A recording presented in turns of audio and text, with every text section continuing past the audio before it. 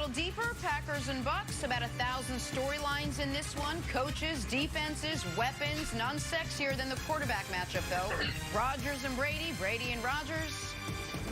Literally sexiest. Which quarterback has the edge coming into this third matchup between these two? I went there. I owned it. No one better to ask than our quarterback, Michael Vick, back with us now.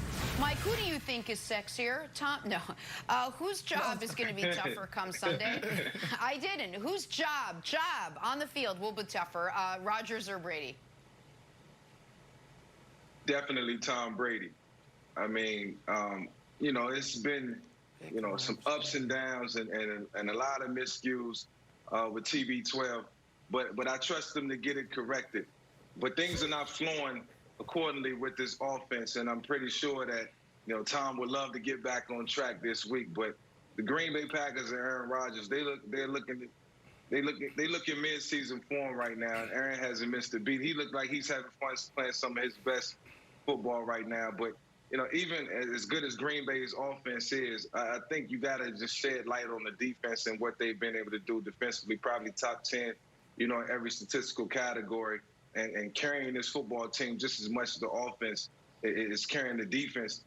So, you know, when you look at what TB12 is up against, you know, it's going to be a difficult task, and everything is going to have to go right in order for them to beat the Green Bay Packers.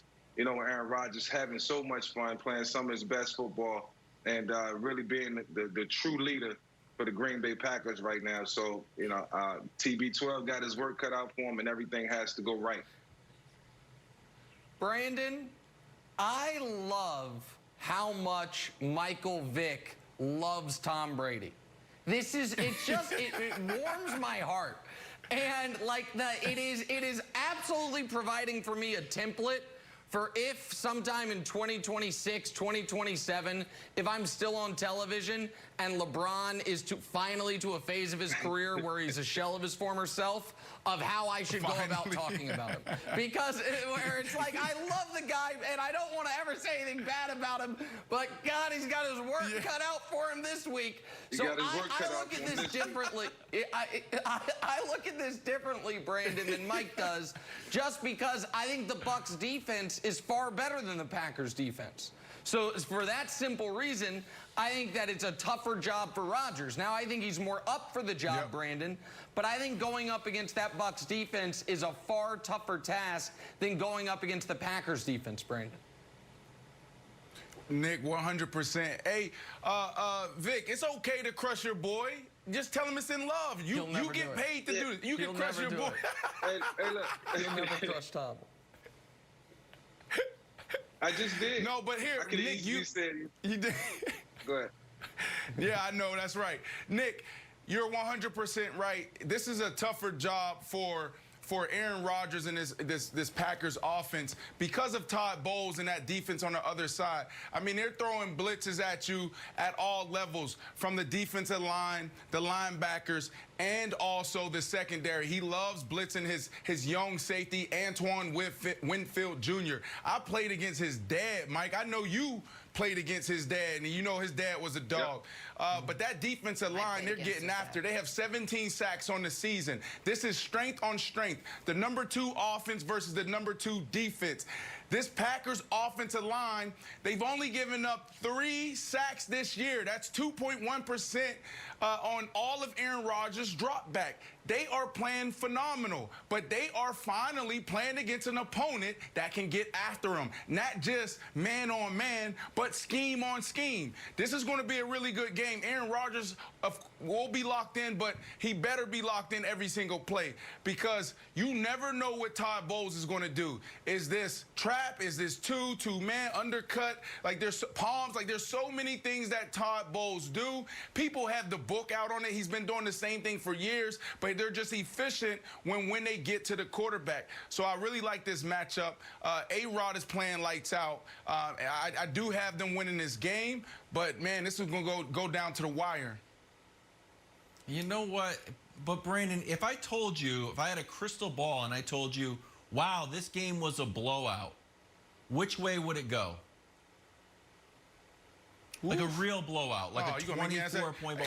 Which way? Packers. No, which way would it go? Packers No blow. doubt. Right? Obviously. Packers. And yeah. So I think that informs something about the way that we look at the Bucs offense. The Bucs offense was like this trailer for this movie that you're like, oh my gosh, this Bucs offense is going to be amazing. No risk it, no biscuit. And now they got Tom Brady. And then you watch the movie and you're like, it wasn't bad. It wasn't as good as the trailer. They're 12th in passing yards behind Jacksonville and the Chargers. Their average yards per pass is 7 yards, which is less than the Patriots and the Ravens. They're not even throwing the ball. Mike Evans got 6 touchdowns. They're all little 1-yard receptions. Gronkowski's got as many touchdowns as Mike Vick does this year. He's 31st in receiving yards. Scotty Miller's 36. And Chris Godwin, I know he's been hurt, is 82nd. A lot of injuries, and O.J. Howard's gone. Leonard Fournette, last time I saw him, he did the little meme of him hugging Tom Brady as a kid. So, Nick, this offense is just, I'm not blaming Tom Brady. And to speak to your LeBron stuff, you could always just like blame Luke Walton. That's always on the board too for you. I'm blaming Bruce Arians that he hasn't been able to use Tom Brady's skill.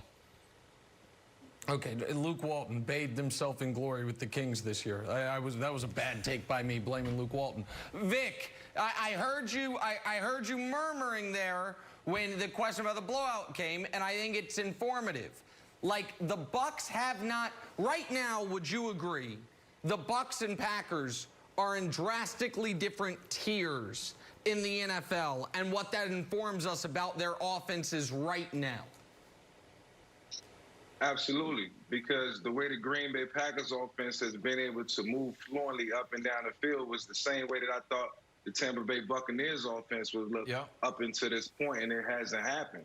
Green Bay is coming out, and they are annihilating teams and scoring 30-plus points a game and making it look fairly easy. And I think it's in part to Aaron Rodgers understanding what the offense is really all about.